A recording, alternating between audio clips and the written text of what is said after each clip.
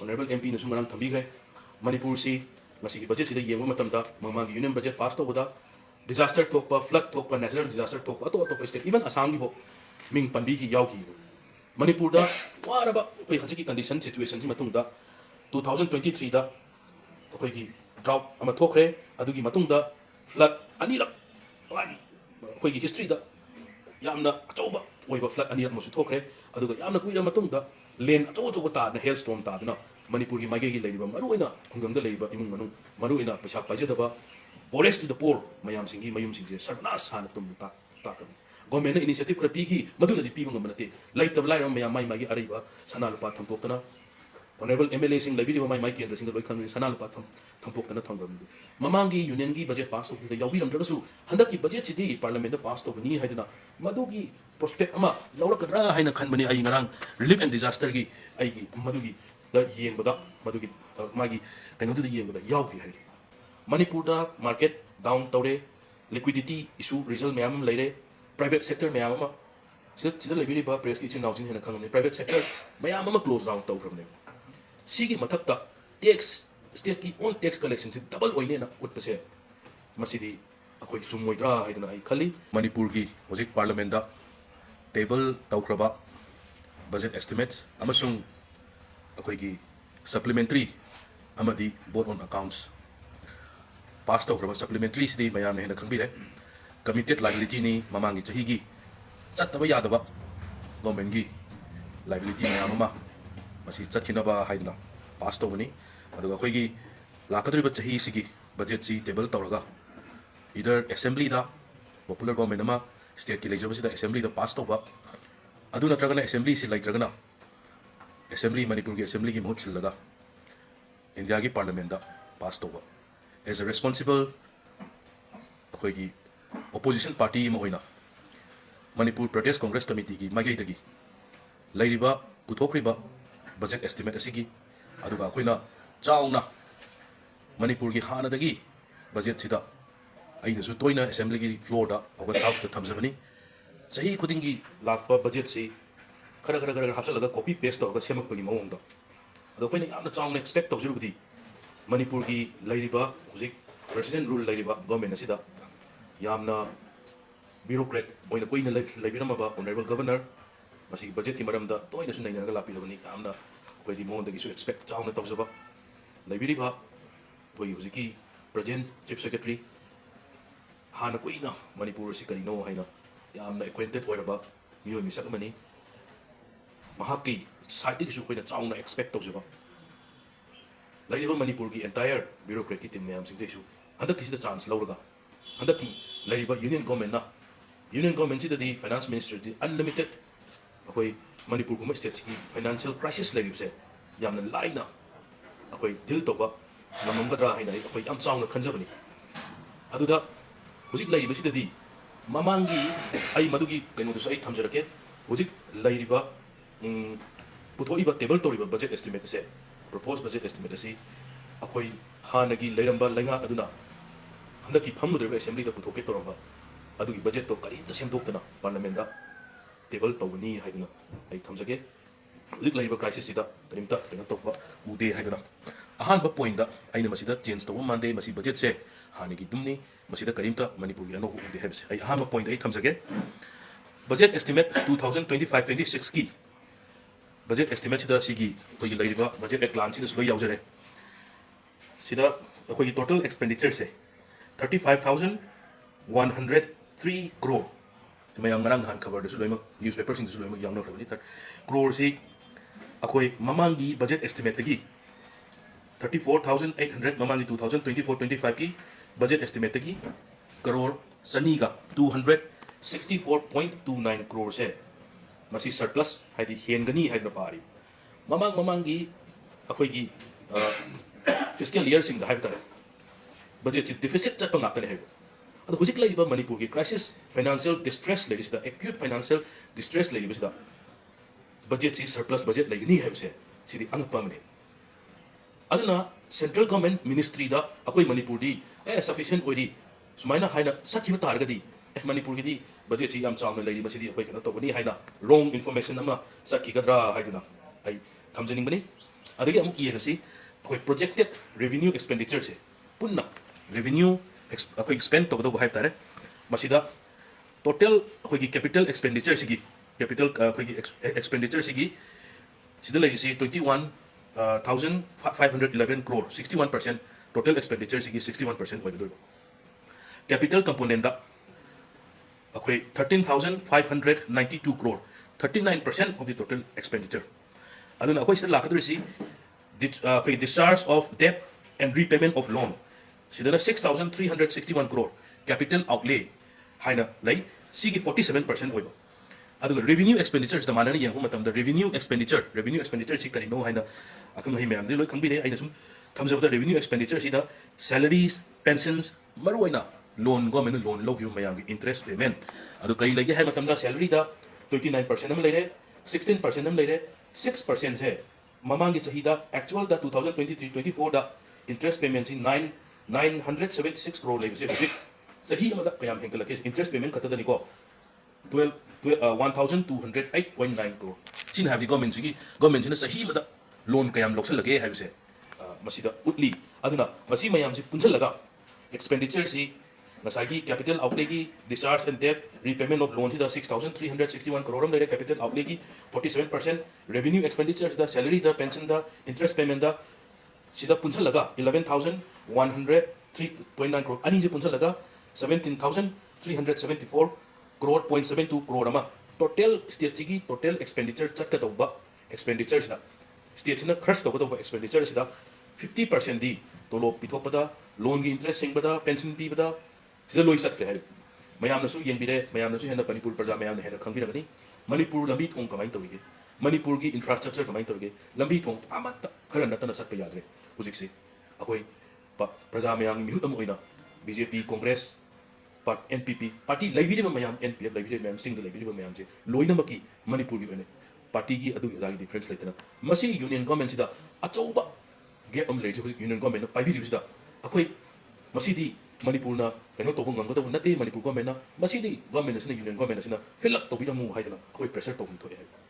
aduna 50% almost 50% ji total expenditure sa khraga di ai nasai thamjagi duni akoi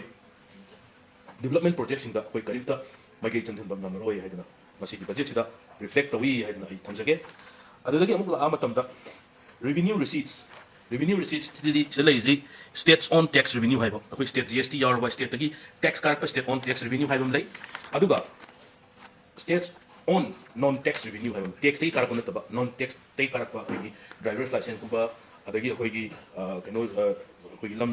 yote usin tawgi revenue tei karak sigum mayam sing non tax revenue se mamangi 2023-24 gi actual da hadi lakhi da aseng ba lakhi da kaya lakhi haiba matam da 1,223 crore lai adugi matungda hujiki budget estimate thamisina 2,634 crore hai lai state on non tax na actual da 2023-24 da lakibam sidana 209.57 crore laki handaki estimate torisna lakani haina estimate torisna 400 crore Manipur da market down tore liquidity issue result mayam leire private sector mayam ma sida labiri ba press ki chin naujin hena khangam private sector mayam ma close down tawrne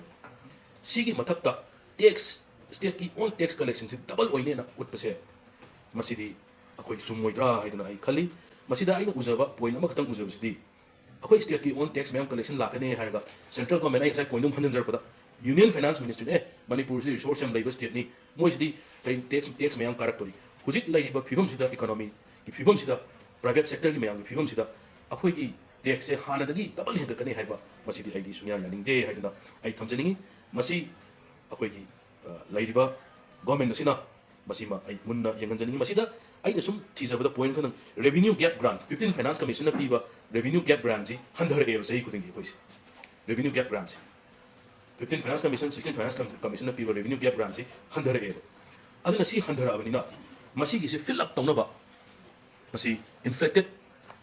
akoi number ama option ba mali haiduna ai thamjage ahum suba point da akoi ngasai aina mamang na thamjagriba handaki budget ki preparation ase mamang ki previous government na semam badu karimta thiengdana yamna sok yamna semdoktana zap manana parliament table tawni haibagi khudam se ai khudam ama khatang pijage khudam amani khatang pijage samna hairabada mamangi 2022-23 gi 23-24 gi budget estimate amasung actual laku matamda Council of Ministers singi akoi gi sigi head ama lei masida crore tara dagi crore tara ni thoida actual da spend to give la e adu handaki 2023-24 sigi actual budget estimate amasung hujiki akoi gi lairiba akoi gi revised estimate sidana hujik minister later sidani ko akoi ngasai thambriba supplementary akoi kano to minister later bani minister supplementary ta boro kan pass to budget estimates ti yauri se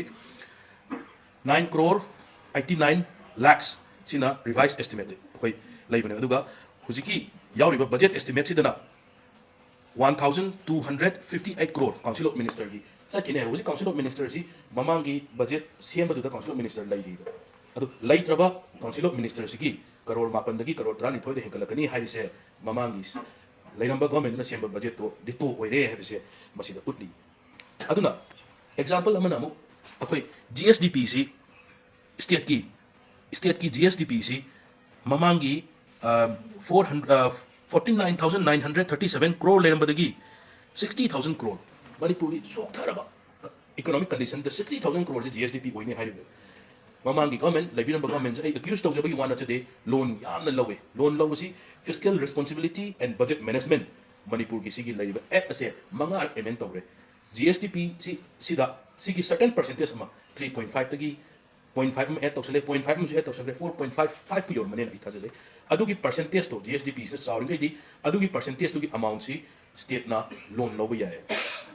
sida sigi si central government ayaba pi na certain percentage adai loan si panglaw de lawse lagadi state na hayang burden pro ko ngamoina aduna GSDP chahuli se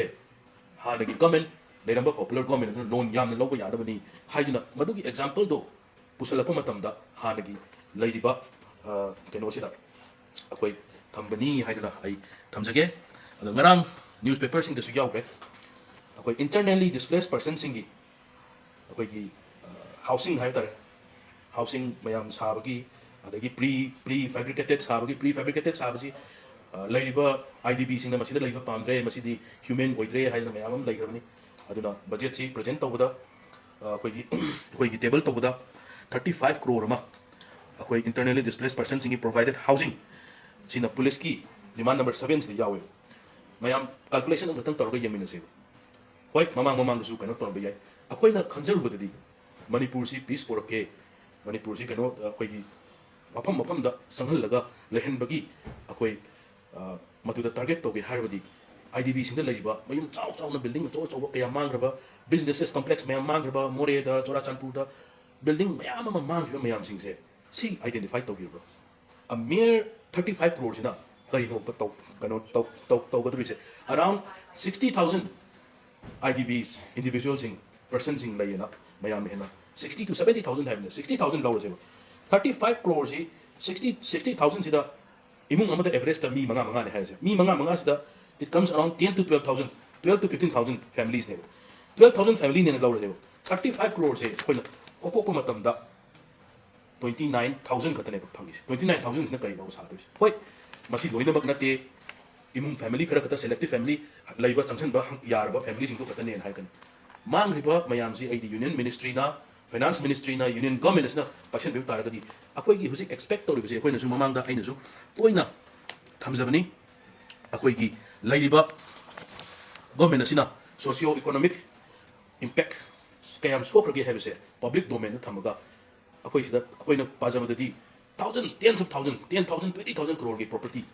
he na manga money haiduna eduga any akoi husik laiba economy gi penosi kaya manga money habise masi amutang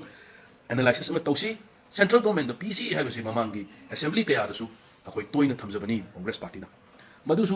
madugi tawba amata ude madu thamamagadi ngasi ngarang la akoi ngarang wer male honorable finance minister Srimati koigi Nirmala na mana thamgibada